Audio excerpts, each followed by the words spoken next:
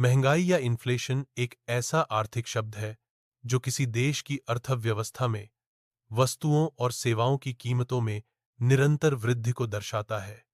जब समय के साथ हमारे रोजमर्रा के उपयोग की चीजें जैसे दूध, सब्जियां, दवाइयां, पेट्रोल आदि महंगी होने लगती हैं, तो हम कहते हैं कि देश में महंगाई बढ़ रही है। यह एक सामान्य आर्थिक प्रक्रिया है, लेकिन जब यह अत्यधिक हो जाती है, तो आम जनता के जीवन पर इसका गहरा प्रभाव पड़ता है। महंगाई के प्रकार।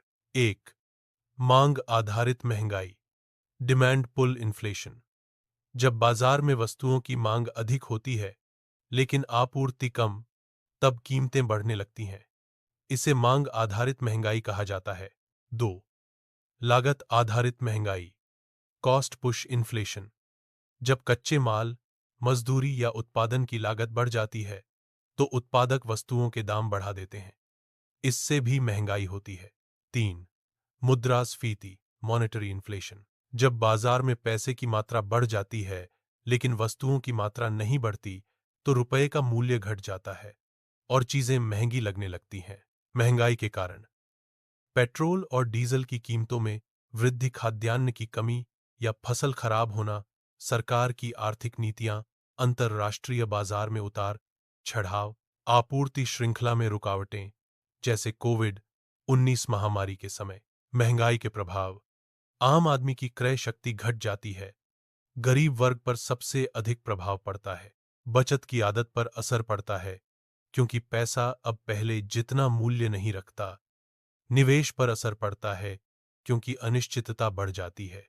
महंगाई पर नियंत्रण के उपाय।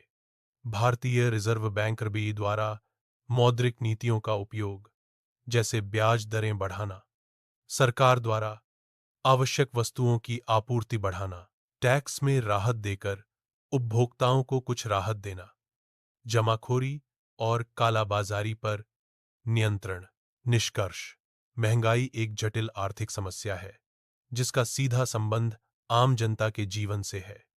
थोड़ी महंगाई विकास के लिए जरूरी मानी जाती है, लेकिन अत्यधिक महंगाई समाज में असमानता, अस्थिरता और गरीबी को बढ़ा सकती है।